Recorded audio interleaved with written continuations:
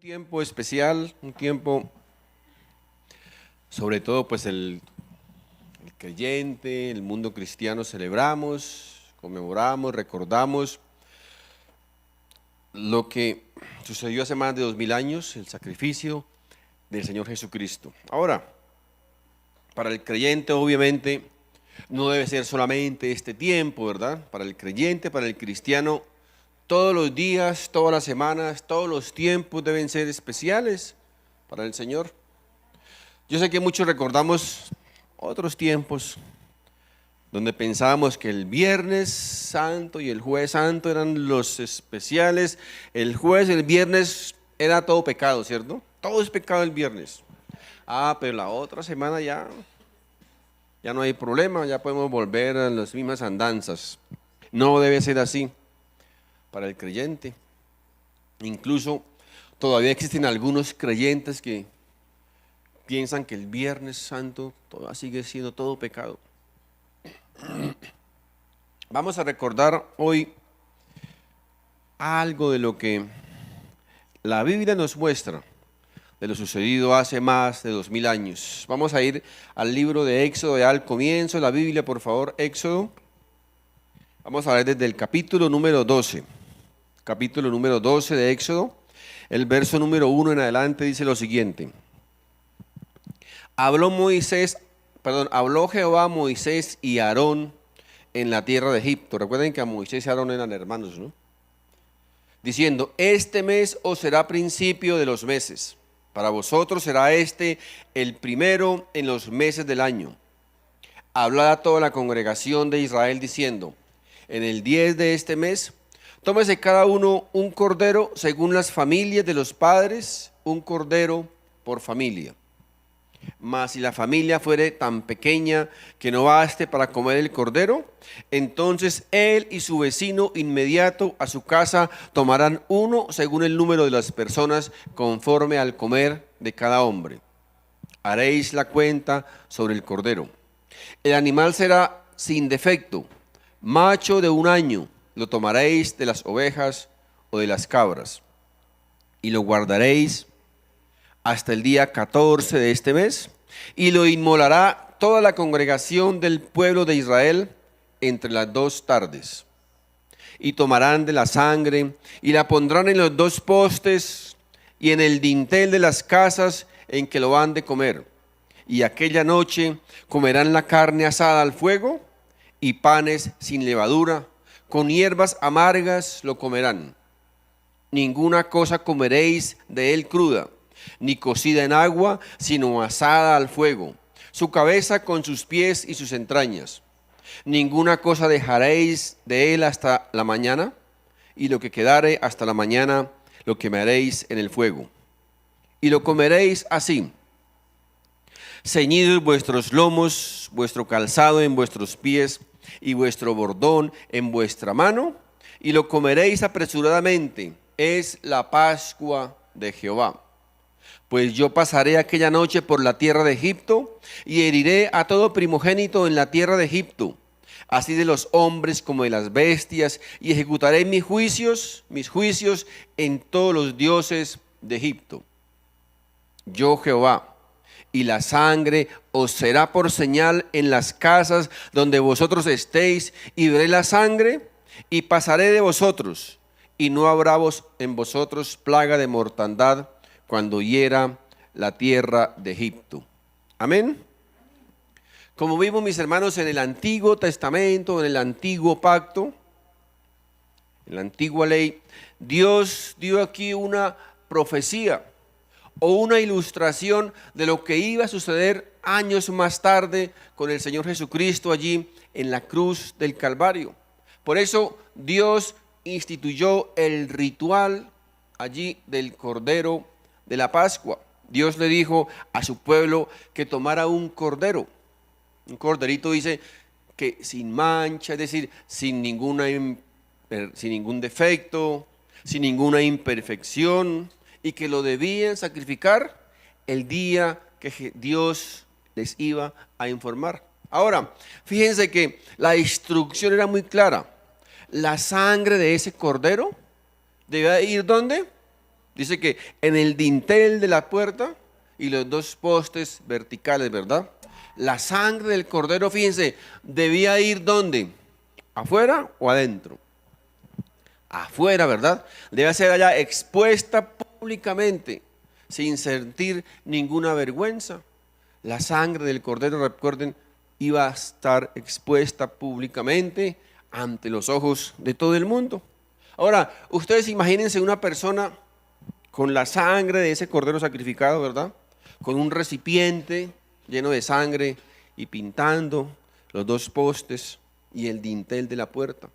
Todos los hebreos que estaban allí en Egipto, todos debían hacer este ritual de la sangre del cordero. Ahora, la pregunta que puede surgir es, ¿qué sentido o qué significaba todo esto, mis queridos hermanos? Fíjense, tantos años atrás, tantos años antes, el Dios ya estaba ilustrando o profetizando, mis hermanos, que solo el poder de la sangre puede perdonar.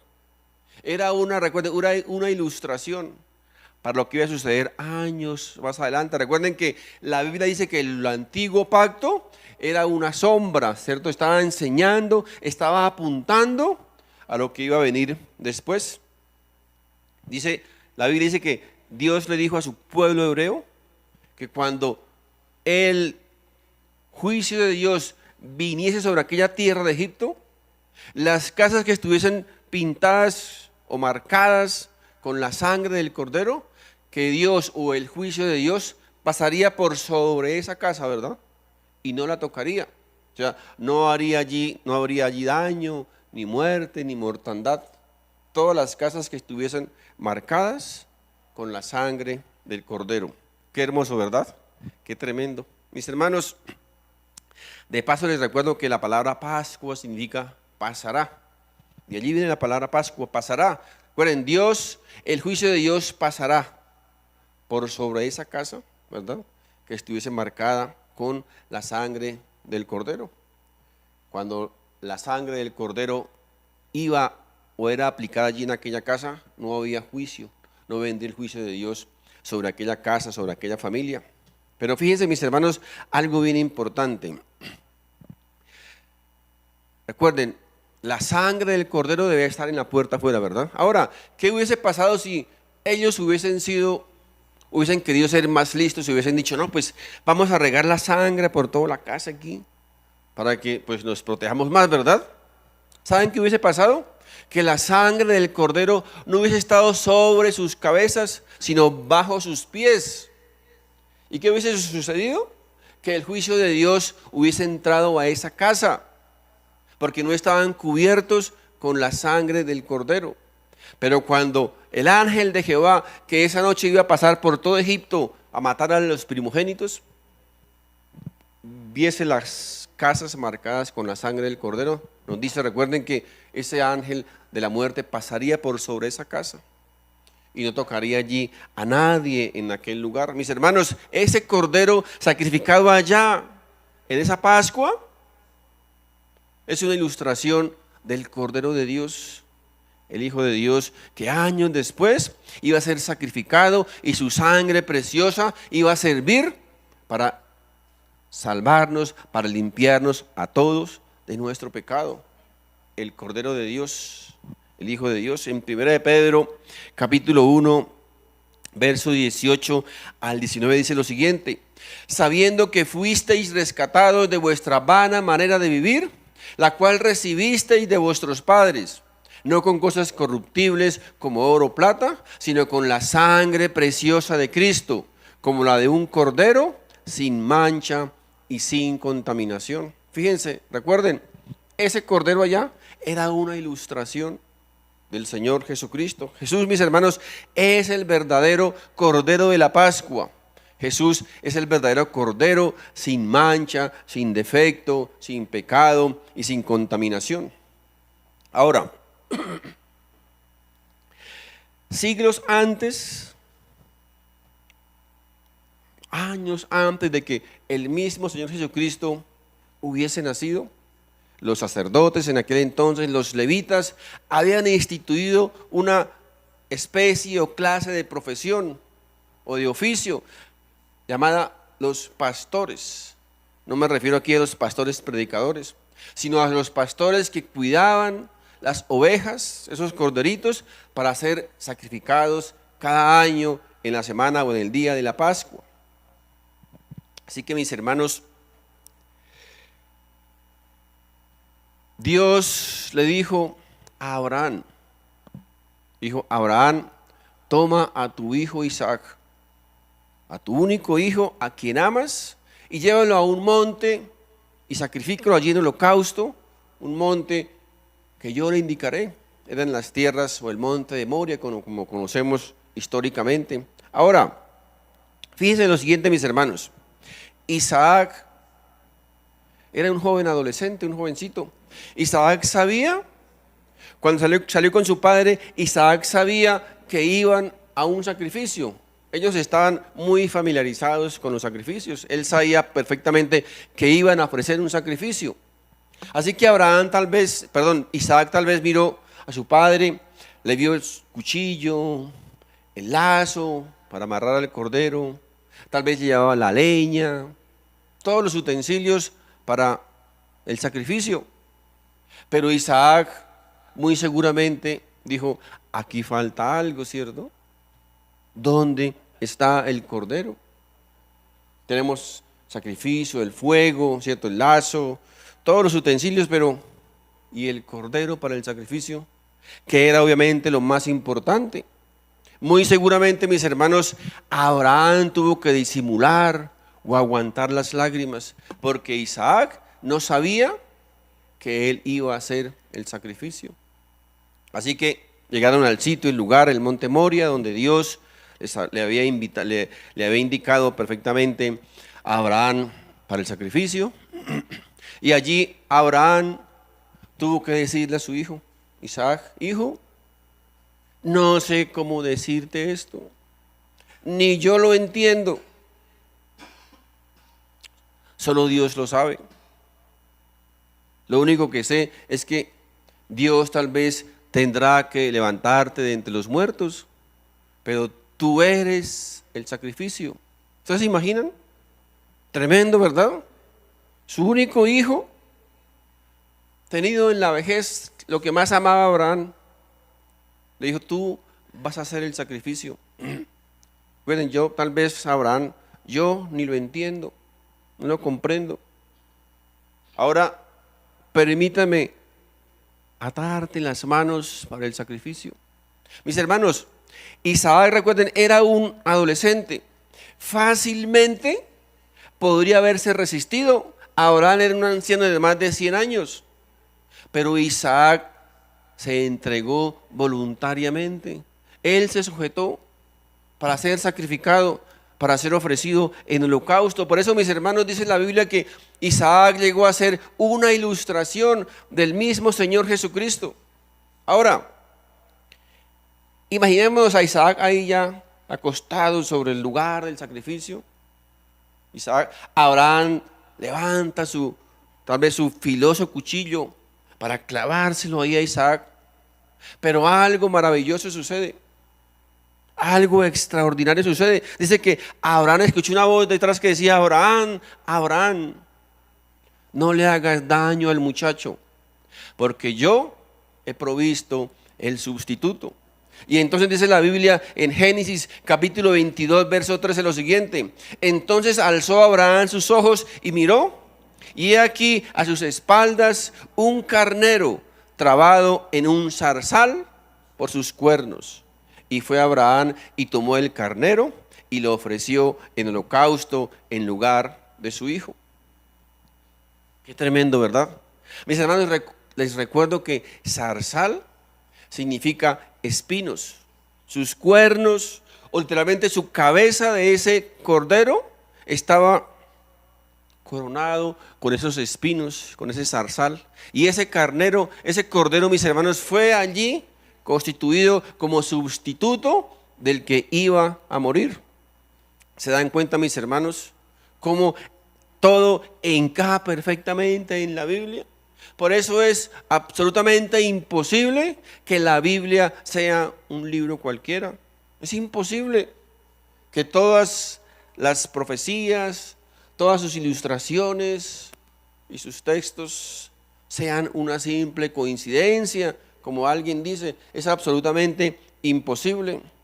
Y Dios le dice a Abraham, Abraham, toma el carnero, o sea, toma el cordero y sacrifícalo en lugar de su hijo Isaac. Así que ese carnero, mis hermanos, o ese cordero allí coronado con espinos, llegó a ser el sustituto, llegó a ser el sacrificio ese día en lugar de quién, de Isaac, ¿verdad?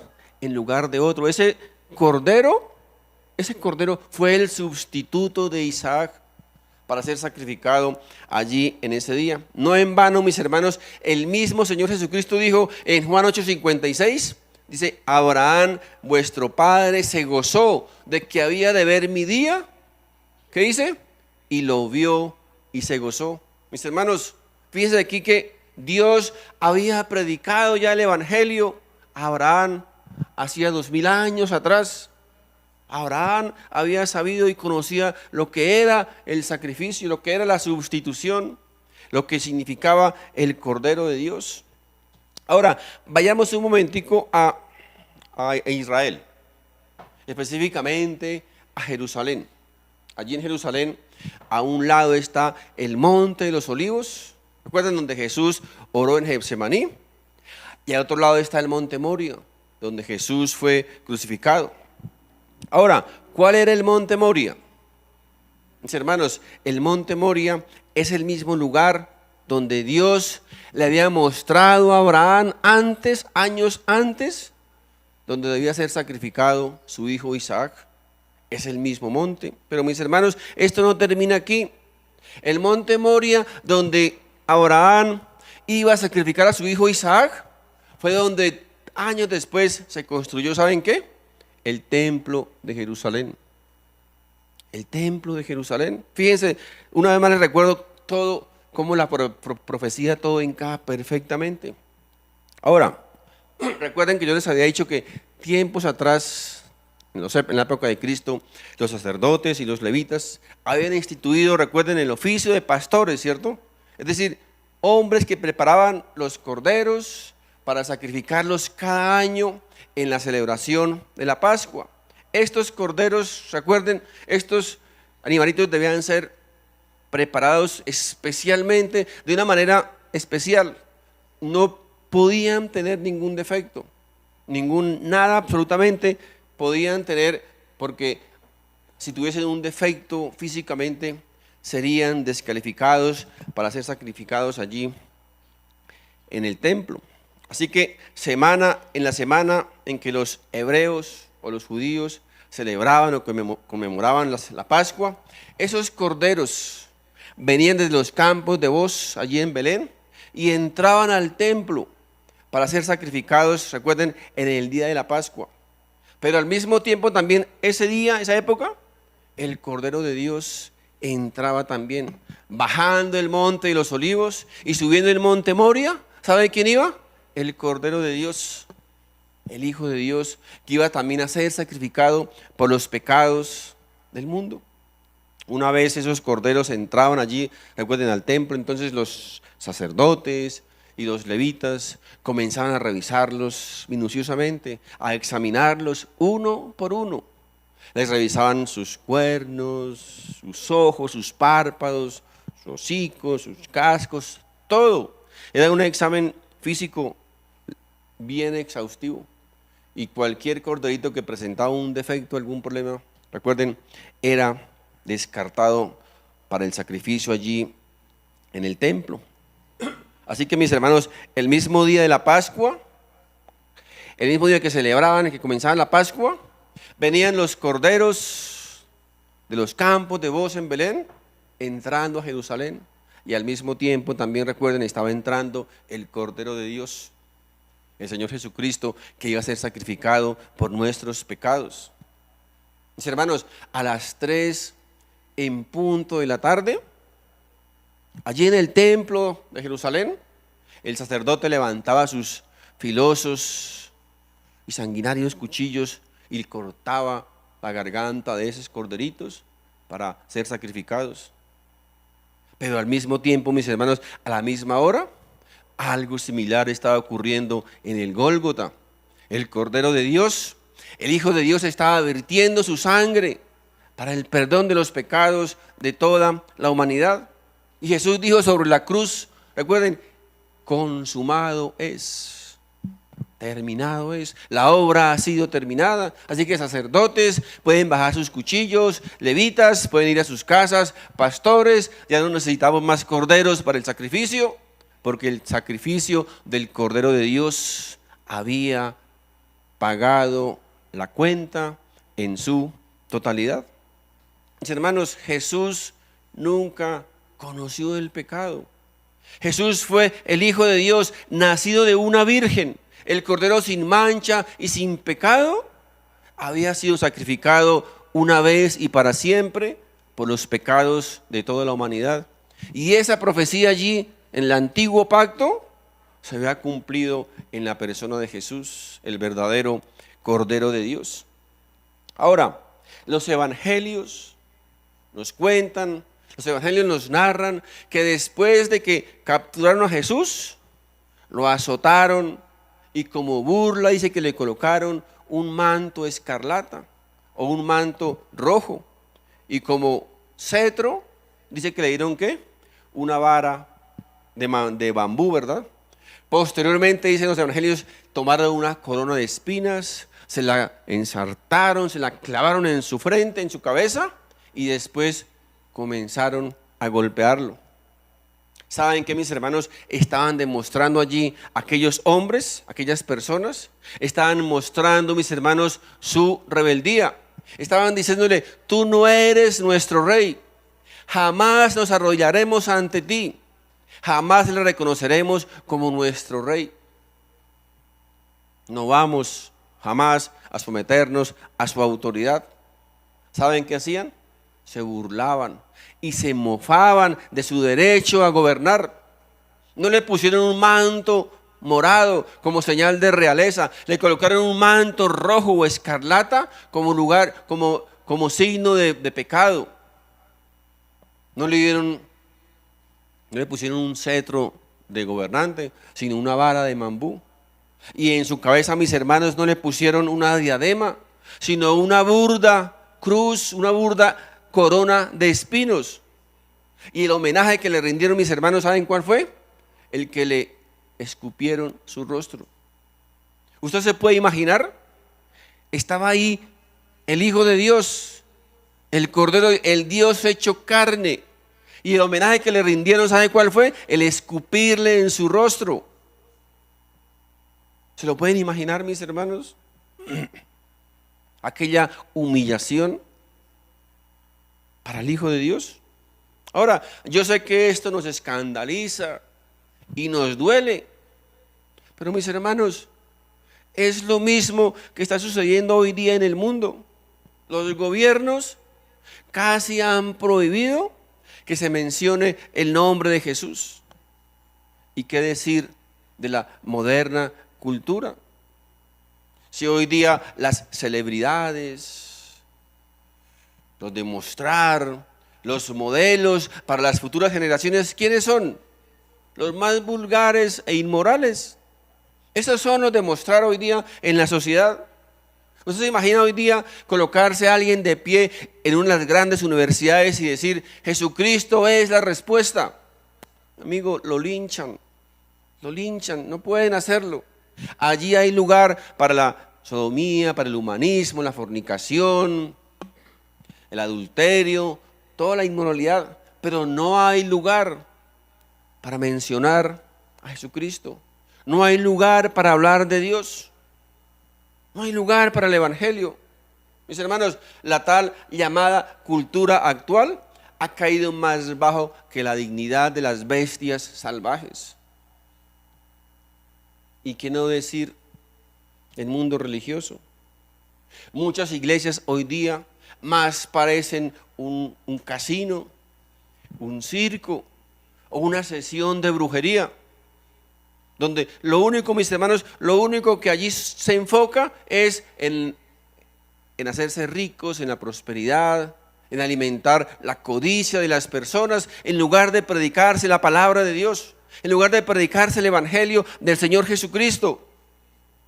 Ahora, muchos se jactan, yo sé, pero yo soy cristiano, yo hablo en lenguas, yo tengo el poder para sanar, tengo el poder en mi boca para conseguir lo que sea. Soy religioso.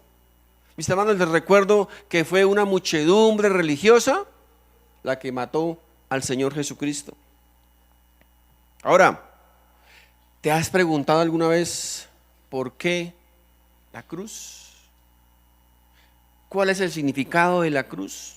¿Por qué el Señor Jesucristo tuvo que venir a este mundo, sufrir, sangrar y morir en una burda cruz?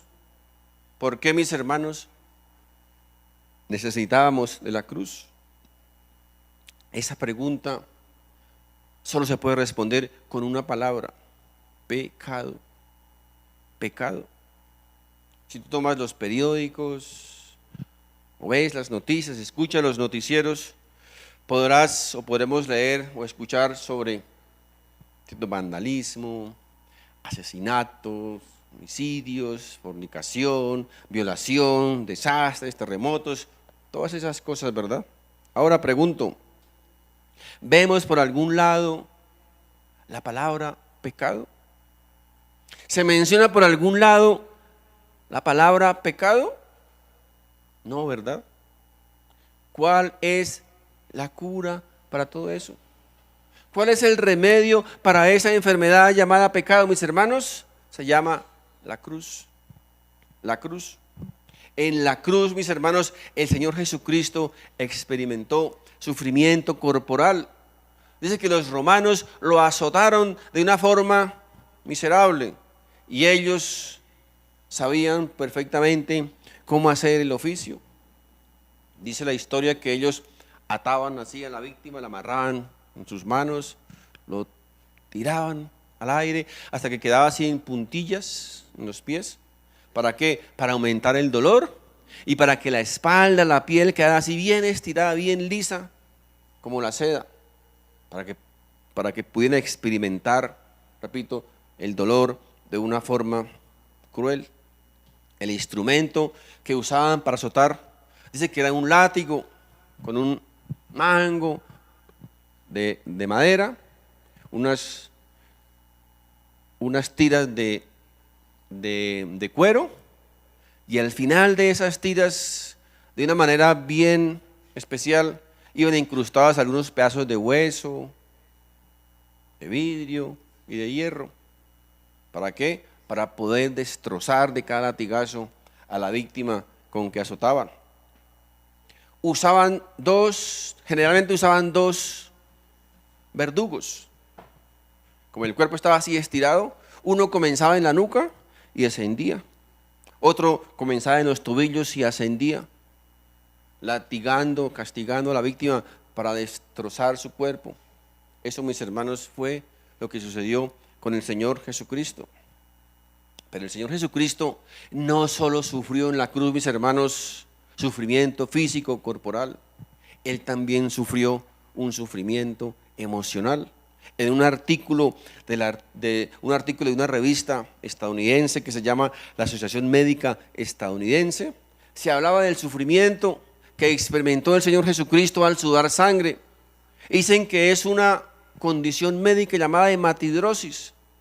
Y miren lo que dice textualmente el artículo. Dice: un fenómeno poco común puede ocurrir durante estados altamente emocionales o en personas con trastornos sanguíneos, como consecuencia o resultado de una hemorragia en las glándulas sudoríparas.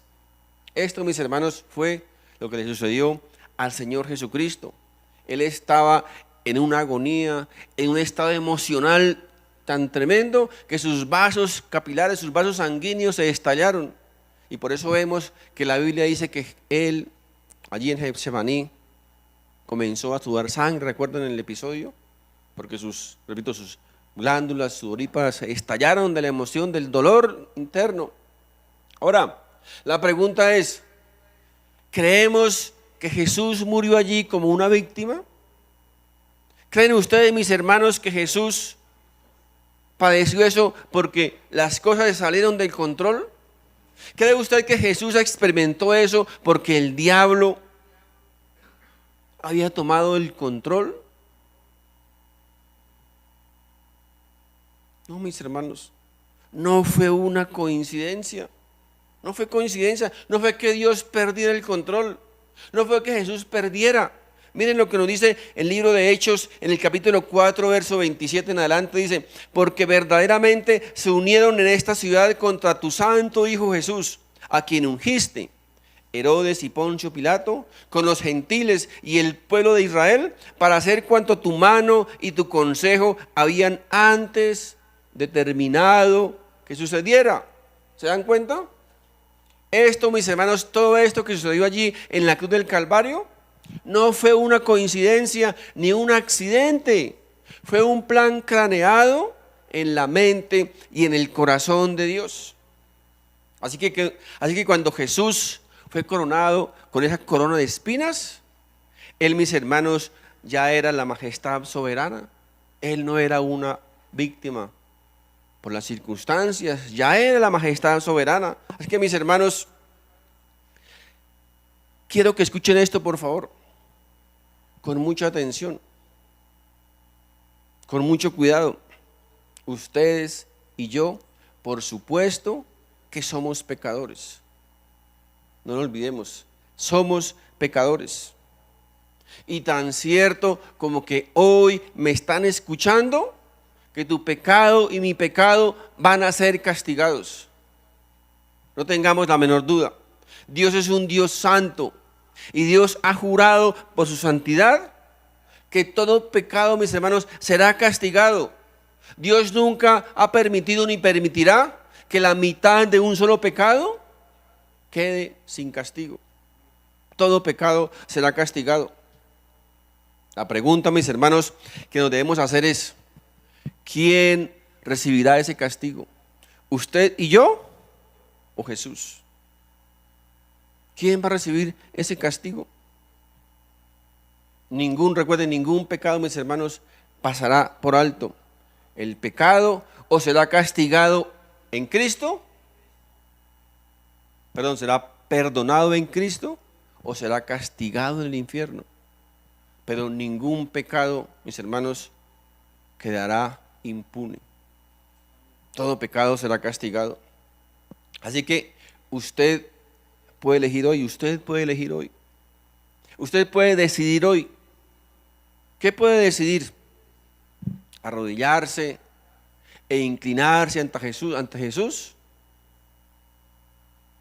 y reconocerle como su único y suficiente Salvador y rendirle honor a Jesús.